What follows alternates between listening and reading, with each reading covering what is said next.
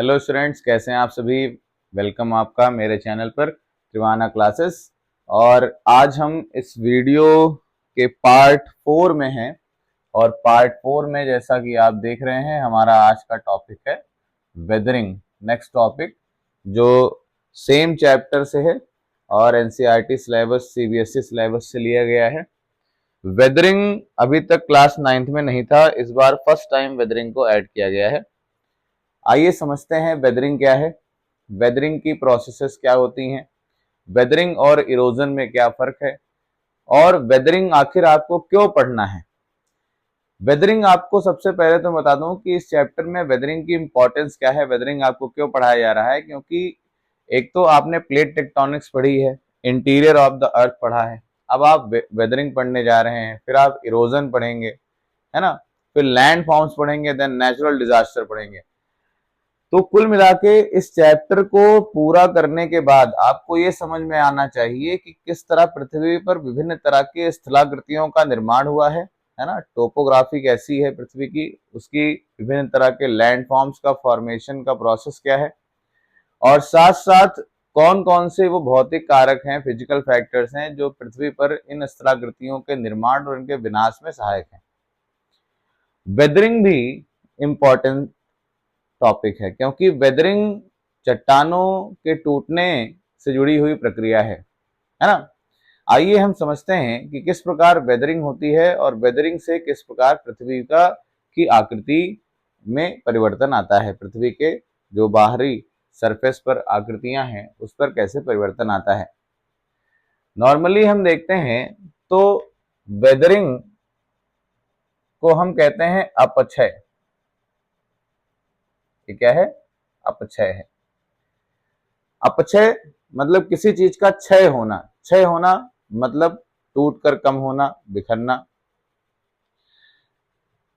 अगर इंग्लिश में देखें तो इसमें एक वर्ड देखिए लगा हुआ है वेदर, है ना। वेदर मीन्स मौसम, वेदर मौसम, वेदर से बना वेदरिंग। इट मीन्स अगर मौसमी क्रियाओं के द्वारा, मौसम देखते हैं ना, सनलाइट, रेनफॉल, है ना, मौसमी क्रियाओं के द्वारा किसी चट्टान में, किसी भूभाग में अपक्षय हो या टूटने की प्रक्रिया हो तो उसे कहते हैं हम वेदरिंग। क्लियर? नॉर्मल सेंटेंस में हम कह सकते हैं कि weathering is a process of breaking off rocks, breaking off rocks. अब अपक्षय और अपर्दन में क्या अंतर है? एक और वर्ड आता है इरोजन। अक्सर बच्चे इसमें कंफ्यूज होते हैं कि सर क्या अपक्षय और इरोजन दोनों एक ही प्रोसेस है। देखिए, अपक्षय और इरोजन एक प्रोसेस में नहीं आता। अपक्षय किसी चीज के टूटने में सहायक होता है, टूटने की प्रक्रिया को दिखाता है, जबकि इरोजन उस वेदर्ड मटेरियल, टूटे फूटी चीजें जो हैं उनके रिमूवल और ट्रांसपोर्ट को दिखाता है कि किस प्रकार वो एक प्लेस से दूसरे प्लेस ट्रांसपोर्ट होते हैं और हटते हैं एक प्लेस से दूसरे प्लेस। तो यहाँ टोटल प्रोसेस रिमूवल और ट्रांसपोर्ट की है, किसकी? Removal and transport. और ये पूरी प्रोसेस ब्रेकिंग की है, किसी चीज के टूटने की, है ना। देखते हैं वेदरिंग को आज हम समझेंगे। इस आज की क्लास में वेदरिंग पूरा समझाने का आपको प्रयास करेंगे। और थोड़ा सा इमेजिनेशन पर ध्यान रखिए क्योंकि आपके सामने एक स्मार्ट बोर्ड नहीं है, तो मैं आपको चीजों को डिजिटलाइज करके और फिगर में नहीं दिखा पा रहा हूं, लेकिन बहुत जल्दी हम वो भी ले लेंगे। हम अभी सिर्फ आपको जो समझाएंगे उस पर थोड़ा अपनी कल्पनाओं पर ध्यान दीजिएगा। वेदरिंग कितने तरह की होती है? तो याद रखिए वेदरिंग दो तरह की होती है। नॉर्मली हम दो तरह की करते हैं, कभी कभी उसे तीन तरह की भी कर सकते हैं। जैसे फिजिकल और मैकेनिकल वेदरिंग, फिजिकल और मैकेनिकल वेदरिंग। क्लियर?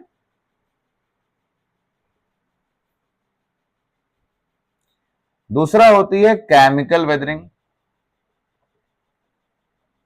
सबसे पहले तो हम इसका वर्गीकरण देख लेते हैं, फिर वन बाय वन डिस्कस करेंगे। एंड थर्ड है बायोलॉजिकल वेदरिंग।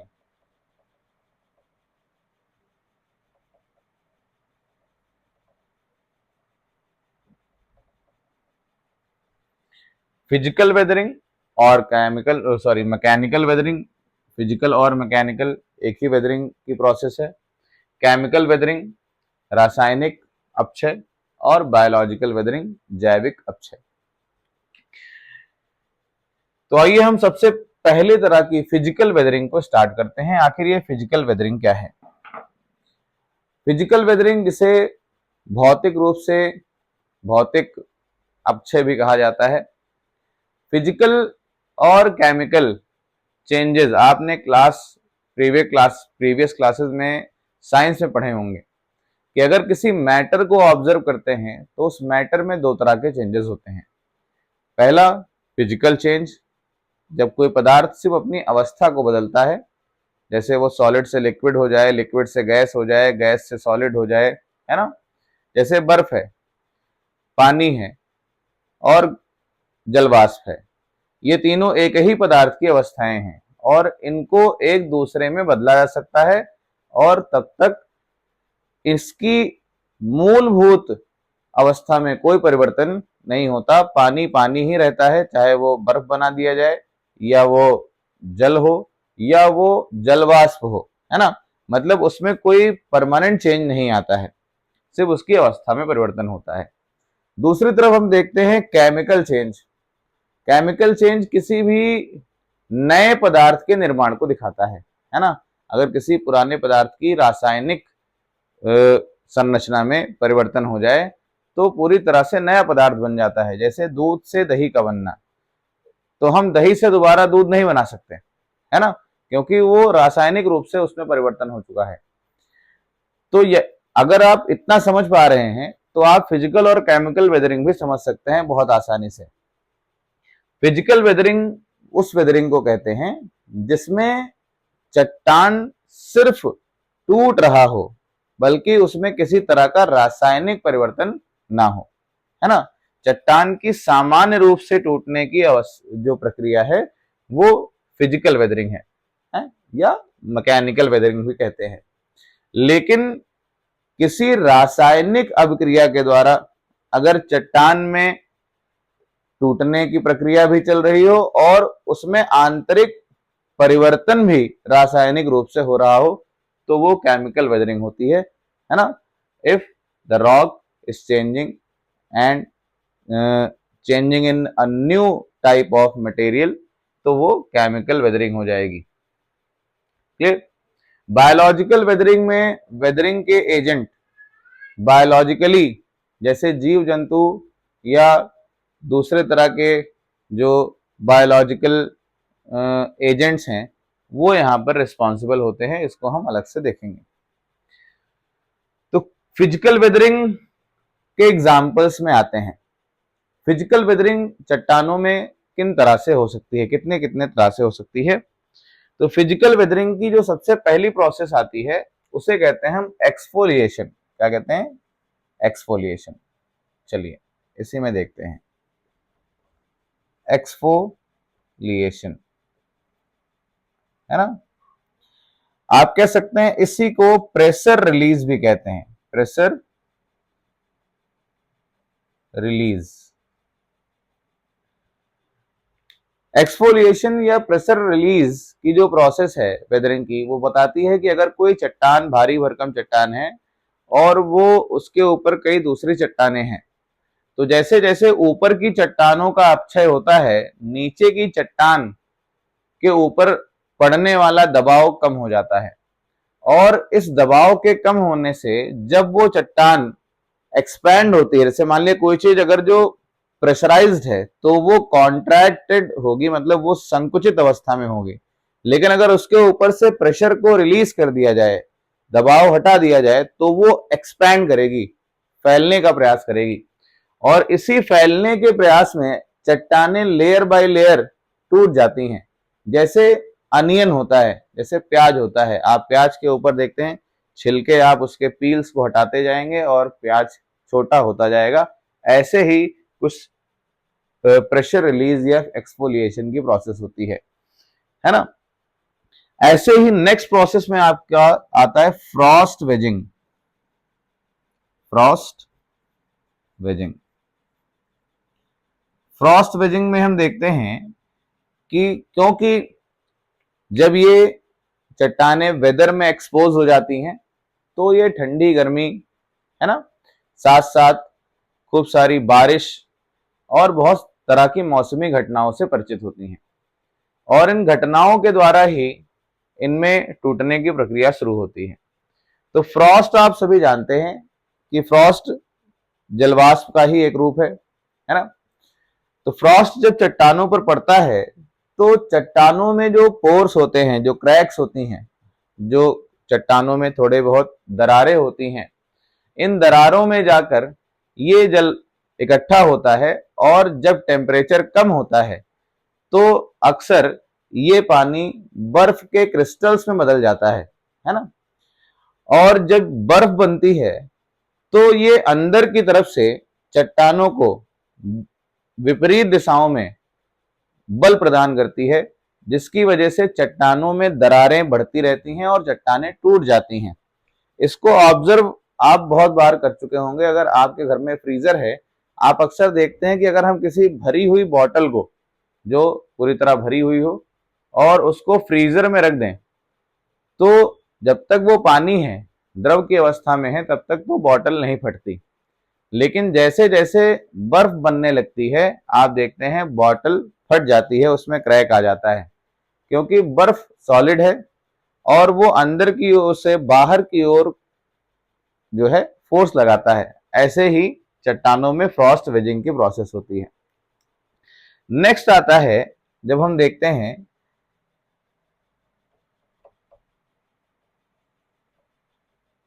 क्रिस्टलाइजेशन, इसे कहते हैं क्रिस्टलाइजेशन, और ये होता है सॉल्ट ग्रोथ की वजह से। इसकी वजह से सॉल्ट ग्रोथ। नॉर्मली हम कहें तो सॉल्ट है क्या? आप जानते हैं सॉल्ट एक तरह का मिनरल है, और अगर आप सागरों के या महासागरों में पाए जाने वाले नमक के निर्माण की प्रक्रिया को देखेंगे तो आप पाएंगे कि महासागरों में अपना खुद का नमक नहीं है। ये महासागरों में जो नमक है आज के समय में, ये लाखों सालों में नदियों के द्वारा जो महासागरों में पानी डिपॉजिट किया जा रहा है, तो नदियां जब अपने रास्ते में चलती हैं तो वेदरिंग और इरोजन की प्रोसेस दोनों के लिए वो रिस्पॉन्सिबल होती हैं। तो चट्टानों को तोड़ते हुए और चट्टानों के मिनरल्स को लेकर अपने साथ जाती हैं और समुद्र में या महासागर में उसको समर्पित करती हैं। अब ये जो डिपोजिशन की प्रोसेस लाखों सालों तक हुई है, इसकी वजह से आज हम देखते हैं कि महासागरों में इतना ज्यादा लवण या इतना ज्यादा नमक पाया जाता है। तो एक नॉर्मल सा है कि किसी भी चट्टान में मिनरल पाए जाते हैं, because rocks are made up of minerals. अगर हम चट्टान की परिभाषा दें तो हम कहेंगे कि चट्टान बनते कैसे हैं, ये खनिजों के समुच्चय हैं, खनिजों से बनते हैं ये, है ना। तो जब भी अंदर से, जैसे ऊपर से जो पानी पड़ता है, तो पानी के कांटेक्ट में आने से अक्सर क्या होता है कि जो अंदर के ये सॉल्ट हैं, ये ग्रो करके ऊपर की ओर क्रिस्टल्स के रूप में बाहर निकलने लगते हैं। और क्रिस्टल ग्रोथ की वजह से, अंदर से जब क्रिस्टल ग्रोथ होती है, तो क्रिस्टल ग्रोथ की वजह से वो भी अंदर से रॉक को फोर्स करती है इन अपोजिट डायरेक्शन, जिससे रॉक में क्रैक आ जाते हैं और रॉक्स टूट जाती हैं। इसको हम बाहर से भी देख सकते हैं कि अगर चट्टान में कहीं बाहर से सैलाइन वाटर के कांटेक्ट में चट्टान आ रहा है और उस चट्टान में क्रैक्स में या पोर्स में, है ना, जैसे जो छोटे छोटे छिद्र होते हैं, उन पोर्स में अगर वो सैलाइन वाटर कलेक्ट होता है, तो आप देखते हैं कि सैलाइन वाटर की खासियत क्या है कि अगर इवोपरेशन की प्रोसेस होगी, वाष्पीकरण होगा, तो पानी जो है वो जलवाष्प बन के उड़ जाता है, लेकिन जो उसमें घुली हुई नमक है वो उसी प्लेस पर रह जाती है। ऐसे ही जब सॉल्ट वाटर कहीं भी किसी रॉक के सरफेस पे आता है तो पोर्स में इकट्ठा होता है और फिर जलवाष्प बन के उड़ जाता है, लेकिन उस सॉल्ट वाटर का जो सॉल्ट है वो वहीं एक्यूमुलेट हो जाता है, इकट्ठा हो जाता है, और धीरे धीरे क्रिस्टल्स के रूप में ग्रो करता है और अंदर की तरफ से फोर्स देता है रॉक को तोड़ने के लिए, तो इसे कहते हैं क्रिस्टलाइजेशन। तो इस तरह से हमने देखा कि एक्सफोलिएशन कैसे होता है, हाइड्रेशन कैसे होता है। अब हम देखेंगे फिजिकल वेदरिंग में एक आता है एक्सट्रीम टेम्परेचर चेंज, है ना। जब हम टेम्परेचर चेंज की बात करते हैं, टेम्परेचर चेंज भी फिजिकल वेदरिंग के लिए रिस्पॉन्सिबल है। टेम्परेचर चेंज में क्या होता है, ये नॉर्मली डेजर्ट एरियाज में वेदरिंग इस तरह की होती है। जब हम देखते हैं कि डेजर्ट्स में दिन में टेम्परेचर बहुत हाई होता है और नाइट में टेम्परेचर बहुत कूल हो जाता है, बहुत ठंडा हो जाता है। मतलब दिन में बहुत ज्यादा गर्मी और रात में बहुत ज्यादा ठंडी। तो जब दिन में बहुत ज्यादा गर्मी होती है तो ये चट्टानें गर्मी ज्यादा होने की वजह से फैलती हैं, और रात में जब बहुत ज्यादा ठंडी होती है तो वो सिकुड़ती हैं। तो बार बार फैलने सिकुड़ने से इनमें दरारें पड़ने लगती हैं, और दरारों के पड़ने से धीरे धीरे ये चट्टानें टूट जाती हैं। तो ये टेम्परेचर चेंज भी इसका बहुत बड़ा रीजन है। हाइड्रेशन की प्रोसेस से भी फिजिकल वेदरिंग हो सकती है। हाइड्रेशन जहां पर पानी के कांटेक्ट में आने से अक्सर चट्टानें नरम पड़ के टूट जाती हैं, है ना। तो ये तो हो गई बात फिजिकल वेदरिंग की।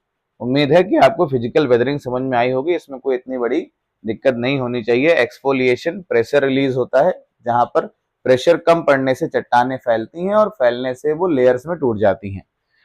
फ्रॉस्ट वेजिंग, जहां पानी क्रैक्स में इकट्ठा होकर रीफ्रीज होता है और फ्रीज होने के बाद अंदर की ओर से फोर्स करता है चट्टानों को तोड़ने के लिए। सॉल्ट ग्रोथ मैंने बताया, evaporation of water, saline water, जिसमें सॉल्ट इकट्ठा होता है, क्रिस्टल्स में कन्वर्ट होता है और ग्रो करता है और चट्टानों को तोड़ देता है। Temperature change, contraction expansion, contraction expansion, है ना। इस प्रोसेस में आप देखते हैं कि चट्टानें फैलती हैं, सिकुड़ती हैं और टूट जाती हैं, है ना। अब हम आएंगे केमिकल वेदरिंग में। केमिकल वेदरिंग की प्रोसेस थोड़ी सी समझने वाली है। आपकी अगर साइंस अच्छी है, आप केमिस्ट्री अच्छी तरह समझते होंगे, तो आप इसे भी समझ जाएंगे, है ना। इसीलिए एसएसटी, खासकर ज्योग्राफी पढ़ाने वाले टीचर को बहुत सारी चीजों को फेस करना पड़ता है। उसे साइंस, केमिस्ट्री, कभी कभी फिजिक्स, हर चीज को ध्यान में रखना पड़ता है और बच्चों को समझाना भी पड़ता है। तो ज्योग्राफी पढ़ाना बड़ा चैलेंजिंग है। खैर, वेदरिंग में हम देख रहे हैं कि केमिकल वेदरिंग क्या है। केमिकल वेदरिंग केमिकल्स के वजह से होती है। आप देखते हैं कि जो रॉक्स वेदर में एक्सपोज होती हैं, ये रॉक्स वेदर में एक्सपोज होने के बाद बहुत सारे एलिमेंट्स के कांटेक्ट में आती हैं। जैसे अक्सर वाटर के कांटेक्ट में आना होता है, क्योंकि एयर में वाटर है, ह्यूमिडिटी के फॉर्म में वाटर है, air vapour, water vapour, rainfall आती है। तो ऐसे कंडीशन में क्या होता है कि वाटर प्योर नहीं होता। Rain water is not just pure water, as it moves, है ना, as it moves through air and soaks by soil, then it picks up carbon dioxide, and when it reacts with carbon dioxide, it forms a weak acid called carbonic acid. It is very easy that when H2O, water, reacts with CO2, carbon dioxide, then it creates a weak acid, and its name is H2CO3, H2CO3, and it is carbonic acid, carbonic acid, है ना। It is a weak acid. ये बहुत strong acid नहीं होता, एक weak acid होता है। अब ये कार्बोनिक एसिड बन गया, ये तो मैंने बताया कि अगर पानी कार्बन डाइऑक्साइड के साथ रिएक्ट कर लेगा तो वो H2CO3 बना लेगा, कार्बोनिक एसिड बना लेगा। अब यही कार्बोनिक एसिड जब सॉइल के थ्रू सोक होगा, नीचे की तरफ जाएगा, सोक होगा, तो अंदर की चट्टानों में अक्सर कुछ चट्टानें ऐसी होती हैं जो अम्ल के साथ या किसी तरह के एसिड के साथ रिएक्ट कर जाती हैं और उनका अपघटन होना शुरू हो जाता है, मतलब वो अपक्षय होने लगती है, वेदरिंग होने लगती है। आइए समझते हैं।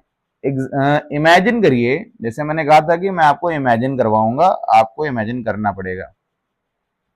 इमेजिन करिए कि ये कोई सरफेस है जिस पर वाटर कॉन्टिन्यूअसली आ रहा है और कार्बन डाइऑक्साइड के कांटेक्ट में आने से H2CO3 बन जाता है। अब यही H2CO3 अंदर की तरफ जब सीप होगा, नीचे की तरफ जाएगा, और अगर फॉर्चुनेटली यहां पर कोई लाइमस्टोन रॉक है, अगर कोई चूना पत्थर की चट्टान है, खासकर ये चूना पत्थर की चट्टानों के साथ होता है, तो अगर लाइमस्टोन रॉक है, मैं लिख देता हूं कि ये क्या है, लाइमस्टोन रॉक है, तो लाइमस्टोन रॉक में क्या चेंजेस आएंगे? लाइमस्टोन रॉक जैसे ही H2CO3 के कांटेक्ट में आएगा, ये बिल्कुल वैसे ही पिघलना शुरू करेगा जैसे एक लेमन जूस के अंदर अगर हम शुगर क्यूब डाल दें तो वो डिसॉल्व होने लगता है। तो जैसे ही इसकी डिसॉल्विंग प्रोसेस स्टार्ट होगी, ये गलने लगेगी रॉक, और गलने की प्रोसीजर में ये होगा कि अंदर धीरे धीरे ये हॉलो होती जाएगी, ऐसे खोखली होती जाएगी, और अंडरग्राउंड टनल्स बनेंगे। अंडरग्राउंड टनल जैसे लगेगा कि जमीन के अंदर सुरंग बनी हुई है ना। धीरे धीरे यही टनल्स एक बड़े मैसिव रूम में कन्वर्ट होंगे और कहलाएंगे केव। क्या कहलाएंगे? केव, मतलब अंडरग्राउंड केव। बड़ी इंटरेस्टिंग बात है। अब क्योंकि ये वाटर कॉन्टिन्यूअसली नीचे आएगा, तो इन केव्स की सीलिंग जो होगी, जो इसकी छत होगी, इसकी सीलिंग के साथ नीचे बूंद बूंद करके टपकेगा। अब क्योंकि ये वाटर मिनरल रिच है, इसमें लाइम भी घुला हुआ है, तो वाटर जब नीचे की ओर गिरेगा तो लाइम के साथ आएगा, और लाइम जैसे सूखेगा तो धीरे धीरे धीरे धीरे वो कॉनिकल शेप में सीलिंग में एक तरह की विशेष आकृति बना लेता है। ऐसे देखिए, ऐसे। ये वही मिनरल रिच वाटर जो इन यहां से ऐसे नीचे की तरफ ड्रॉप ड्रॉप गिर रहा है। अब जो ऊपर की तरफ ये देख रहे हैं आप, शेप बन रहा है जहां से चूना घुलित पानी है ना नीचे सरफेस पे गिर रहा है, तो ऊपर ये जो शेप बना, ये शेप बच्चों सीलिंग पर जो बना है, इसे कहते हैं स्टैलेक्टाइट। बड़े प्रतियोगी परीक्षाओं में भी पूछा जाता है स्टैलेक्टाइट। अब सोचिए कि जो पानी नीचे गिर रहा है स्टैलेक्टाइट से, वो पानी ऑन द फ्लोर ऑफ केव जब गिरेगा तो वहां भी धीरे धीरे जमने लगेगा, और उसके जमाव से जो आकृति ऊपर की तरफ दिख रही है, सेम आकृति नीचे की ओर से ऊपर की ओर ग्रो करने लगेगी फ्लोर पर। ऐसे देखिए, ऐसे जहां जहां भी ये पानी गिरेगा, ये देखिए, क्लियर? कभी कभार ऐसा भी हो सकता है कि ऊपर से कोई स्टैलेक्टाइट ग्रो कर रहा हो, और जो नीचे की तरफ से ऊपर ग्रो कर रहे हैं इन्हें कहते हैं स्टैलेग्माइट, है ना। तो स्टैलेक्टाइट और स्टैलेग्माइट अगर दोनों नीचे की तरफ और ऊपर की तरफ साथ साथ ग्रो करते रहें, तो एक समय ऐसा भी आ सकता है कि ये दोनों ऐसे ग्रो करते हुए इस तरह ज्वाइन हो जाएं, है ना, मिल जाएं, और एक पोल जैसी आकृति बन जाएगी। क्या बन जाएगी? पोल जैसी आकृति। तो मैंने आपको दिखाया कि स्टैलेक्टाइट क्या होते हैं, जो सीलिंग पर बनते हैं। ये जो डिसॉल्व हो रही रॉक है लाइमस्टोन, इसकी सीलिंग पर, इसकी छत पर बनते हैं, जो मिनरल रिच वाटर के लगातार नीचे की ओर ड्रिपिंग की वजह से क्रिएट हो रहा है। और जो स्टैलेग्माइट हैं, ये फ्लोर पर बनते हैं, जहां पर मिनरल रिच वाटर लैंड होता है कॉन्टिन्यूअसली, वहां पर मिनरल जमा होते रहते हैं, सूखते रहते हैं, और ऊपर की ओर एक कोन जैसी आकृति में बढ़ते रहते हैं। तो ये हो गया स्टैलेक्टाइट और स्टैलेग्माइट, और ये दिखाता है केमिकल वेदरिंग को। ये क्यों हुआ है आप देख सकते हैं, क्योंकि ये केमिकल के कांटेक्ट में आने से हुआ है। तो इस तरह हमने कवर किया बच्चों कि क्या होती है फिजिकल वेदरिंग और क्या होती है केमिकल वेदरिंग। फिजिकल वेदरिंग में बहुत सारी प्रोसेस बताई। केमिकल वेदरिंग में मैंने आपको बताया कि किस तरह कार्बोनिक एसिड के कांटेक्ट में आने से ये लाइमस्टोन रॉक्स डिसॉल्व होती हैं, और स्टैलेक्टाइट, स्टैलेग्माइट और रॉक केव जैसी चीजें बनती हैं। केमिकल वेदरिंग में ऑक्सीडेशन की प्रोसेस भी हो सकती है। अगर कोई रॉक ऐसी है जिसमें आयरन है, क्या है? आयरन है, तो आप देखते हैं कि आयरन वगैरह ऑक्सीजन के साथ रिएक्ट करके ऑक्सीडाइज हो जाता है, और रस्टिंग स्टार्ट हो जाती है और इसकी वजह से भी चट्टानें वीक पड़ जाती हैं, टूटने लगती हैं, है ना। अब हम बात करेंगे एनिमल्स और प्लांट्स के थ्रू होने वाली वेदरिंग को। तो ये आपने बहुत कॉमनली ऑब्जर्व किया होगा। अक्सर आप देखते हैं किसी बड़ी सी बिल्डिंग है और उसके वॉल पर कहीं दीवार पर से कोई प्लांट निकल रहा है ना। तो ये आपने ऑब्जर्व किया होगा, अक्सर हो सकता है, या नहीं किया तो आप हो सकता है कभी ऑब्जर्व करें कि किसी दीवार के ऊपर से कोई पेड़, अचानक से कोई पौधा निकलने लगे। अब आप सोचिए कि जब वो छोटा है तब उसने कहीं क्रैक में अपनी स्पेस, अपनी जगह बना रखी है, लेकिन जैसे जैसे वो बड़ा होगा तो उसकी जो रूट्स हैं, जो उसकी जड़ें हैं, वो उसी दीवार में अंदर की तरफ फैलने का प्रयास करेंगी और दीवार में क्रैक जो छोटा सा है वो बढ़ने लगेगा, वो बड़ा होने लगेगा और कुछ समय के बाद जब वो पेड़ बड़ा होगा तो वो पूरी दीवार को फाड़ देगा और तोड़कर अलग कर देगा। ऐसे ही जब रॉक्स में कभी प्लांट्स ग्रो करने लगते हैं तो उनकी रूट्स रॉक्स को ब्रेक कर देती हैं, तोड़ देती हैं या उनमें क्रैक्स बढ़ा देती हैं।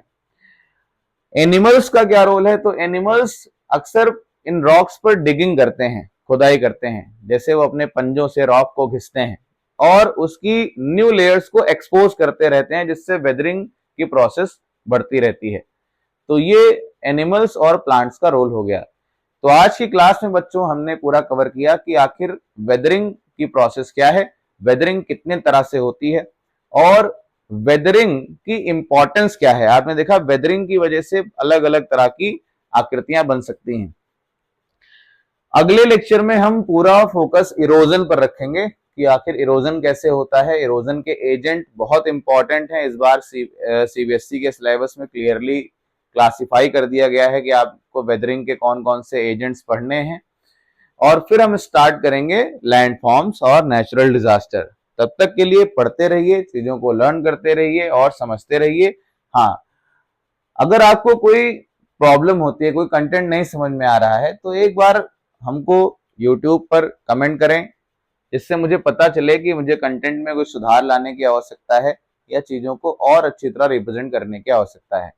धन्यवाद। और लाइक करें, सब्सक्राइब करें और चैनल को दूसरे लोगों तक भी शेयर करें, जिससे इसका लाभ सभी को मिल सके और उसका कुछ लाभ मुझे भी मिल सके, है ना। चलिए, धन्यवाद।